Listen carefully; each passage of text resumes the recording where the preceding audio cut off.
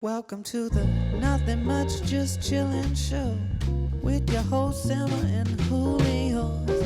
Nothing much, just chillin' show. Nothing much, just a chillin'.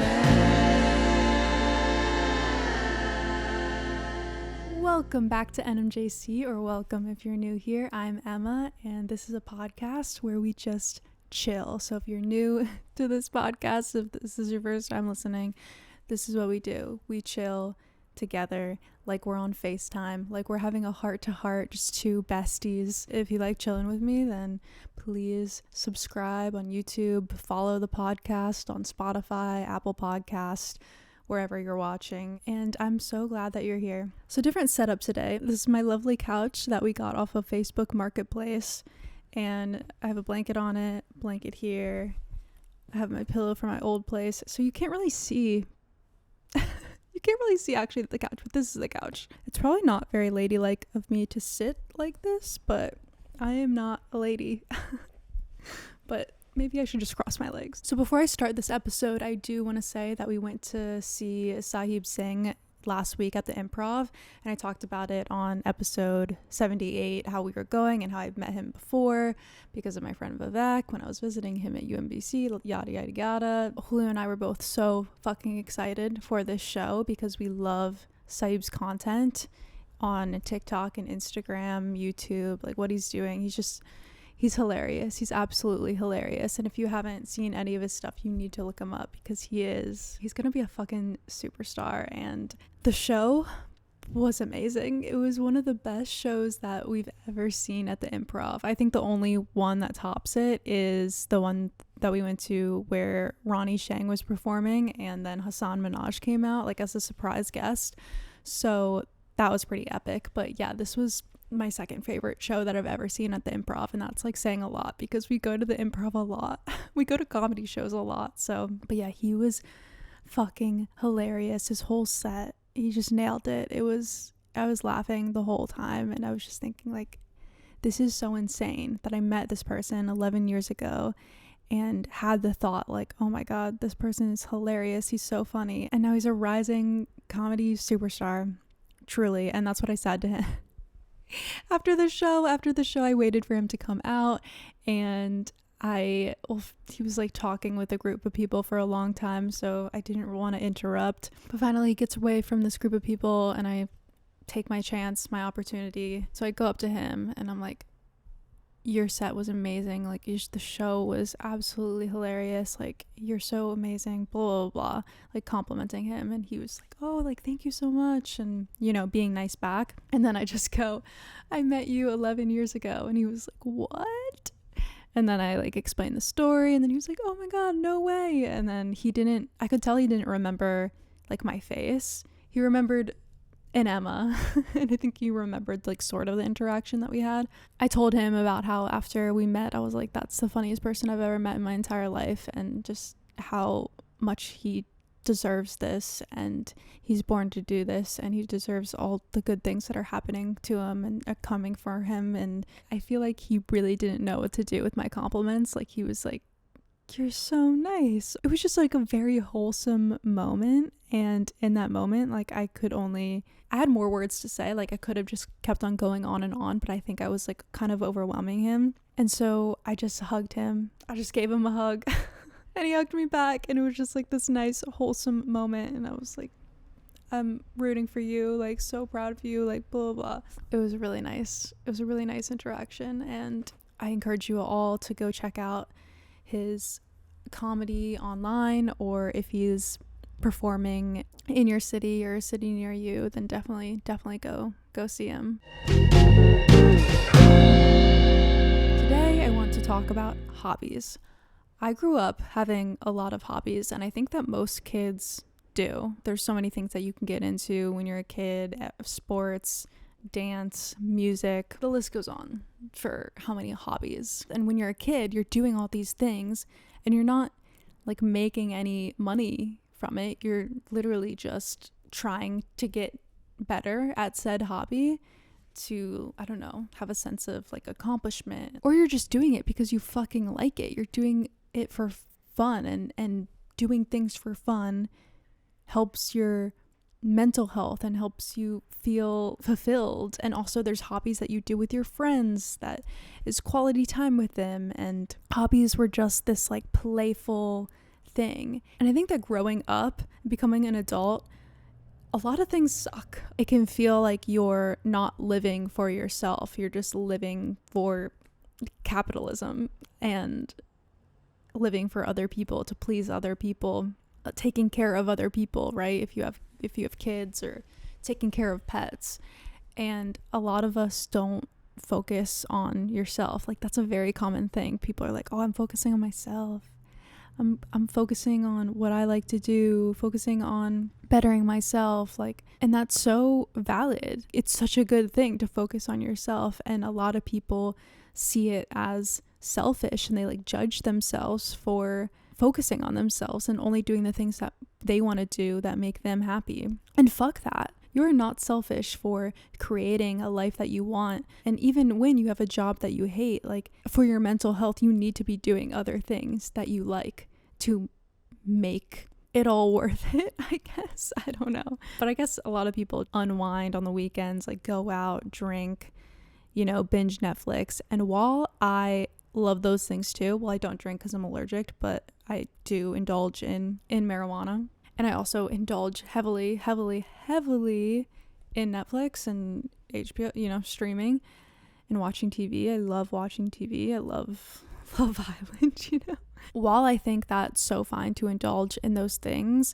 I also think that you should have hobbies and fill at least some of your free time with things that are literally just to have fun, but not like detrimental to your like health, like not you just like rotting in front of the TV, which, no judgment here, I do that very often.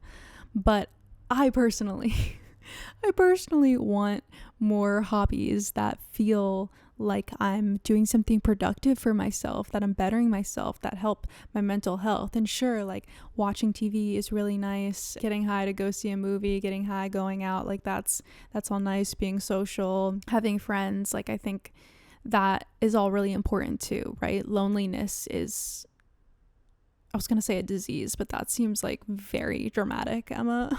I don't know. Maybe I should do a whole episode on like loneliness and stuff, but we're talking about hobbies.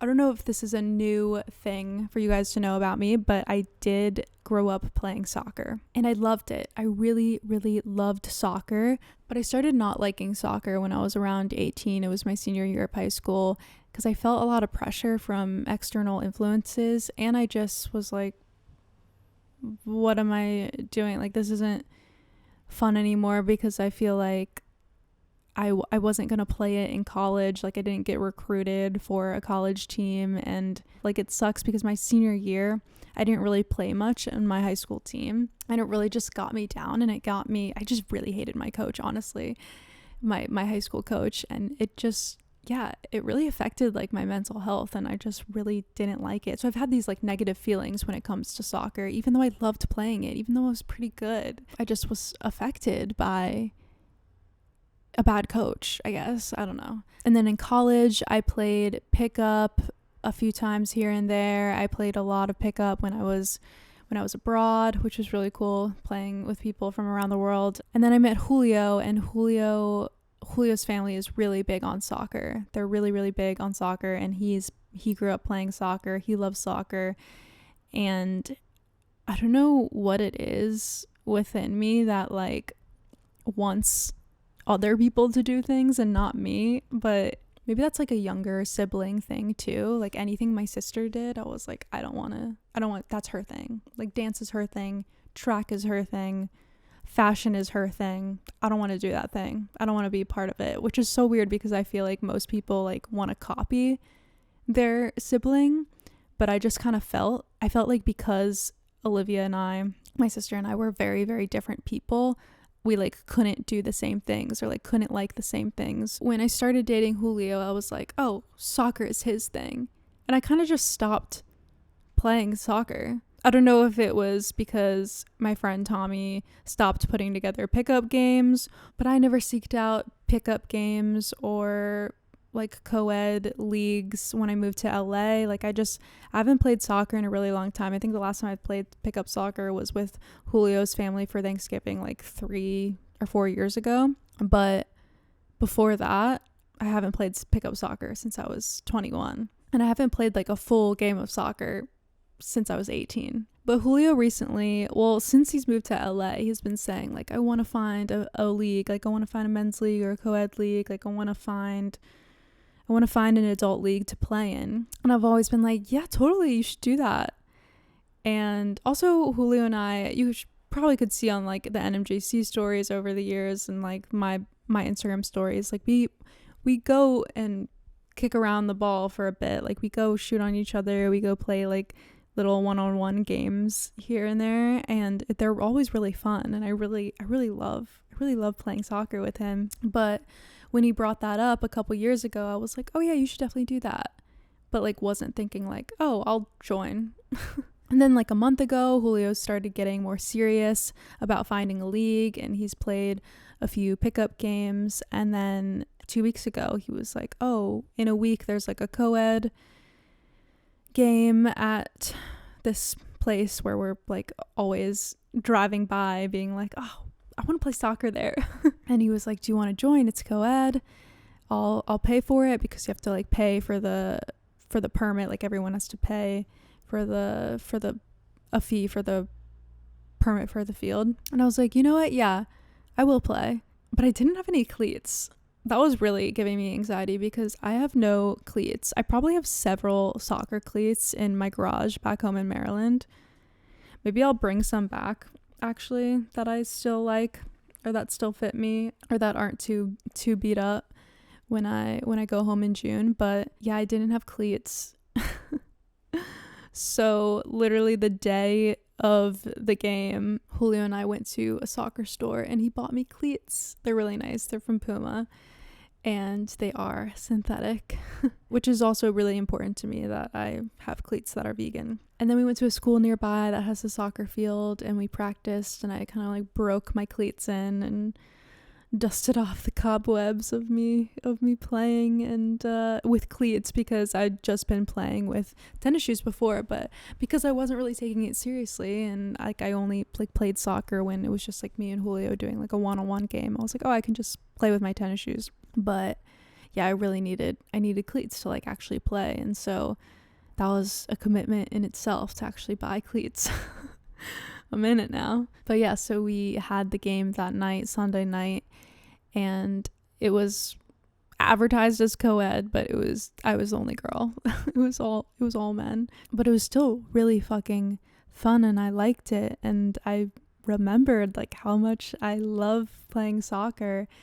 And thank God I still have my touch. Like I still have all my like technical skills, but my fitness that's a whole other thing. Like I'm hurting, guys. I'm so fucking sore.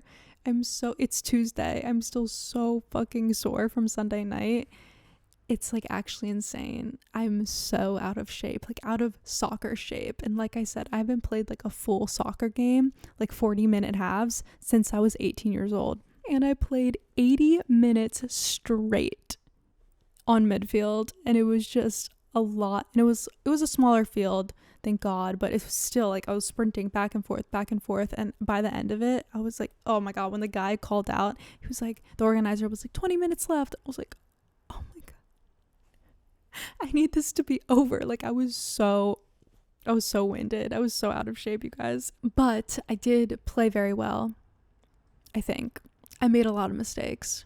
Like I said, I'm very rusty, but I did play well. And yeah, a bunch of the guys were like, you're doing really well, which I don't know if they meant it as like, you're doing really well for a girl, or like you're doing really well, but whatever, I'll take it. And then there was this guy there who was just there to scout other players for his team. So he scouted me, and he was really nice. He came up to me after the game and was like talking about how he needs more girls on his team. And it's an actual like league that they play where it's 3 girls and 4 boys against each other. It's like 7v7, so it's always 3 girls and 4 boys on each team, which is really, really nice to have it be balanced like that.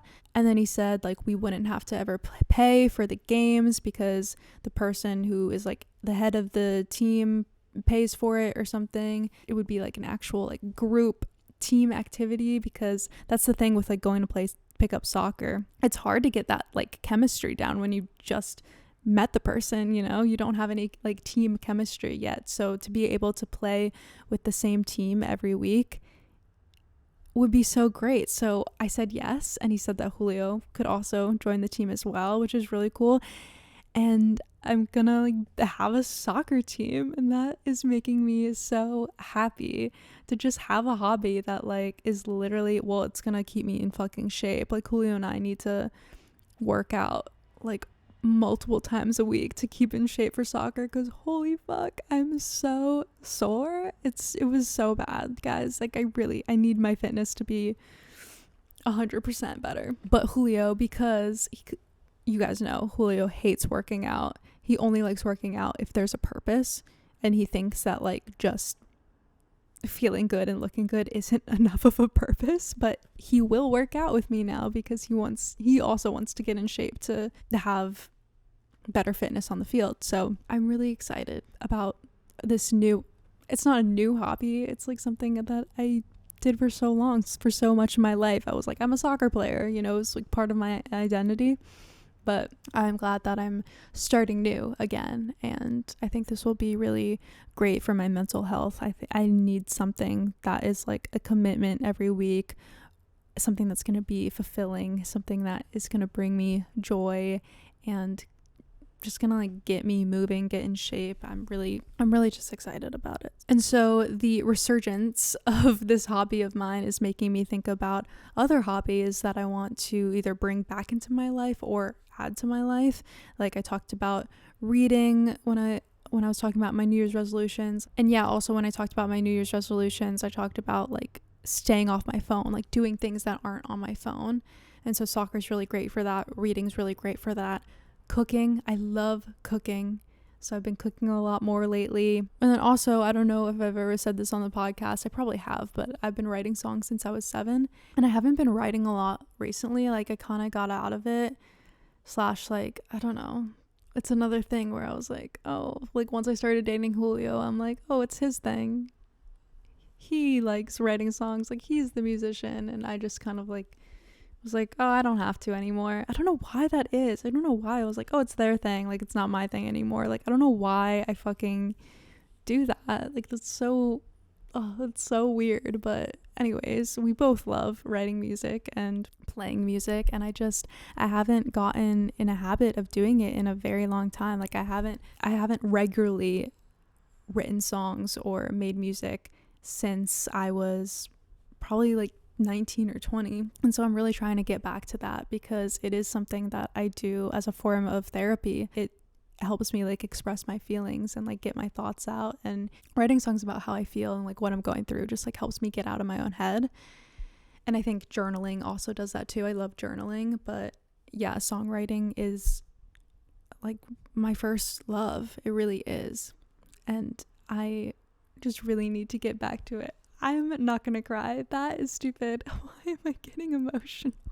I just stopped doing it one day, and I think it like really has affected my mental health, because music is so healing. Writing music for me was such a healing thing. So I really want to get back to that. So yeah, if you're in your late 20s, mid 20s, 30s, you know, any age really. Like my dad, he's a piano teacher, and well, he's a lot of things, but one of the things is a piano teacher. And when I was younger, he had this older student who was like 75, I think at the time. I think I don't actually know her age now, but I think it was around like 73, 74, 75 when she started with my dad. And I remember when I was younger thinking that was the coolest fucking thing, and thinking that when I'm old when I'm that age, like I want to pick up all these like hobbies and stuff. Like I want to do things that like I never had time for in my working years or whatever. But now I'm like, fuck that. I want to do hobbies now. I want hobbies that add creativity to my life. I want hobbies that make me feel joy, make me feel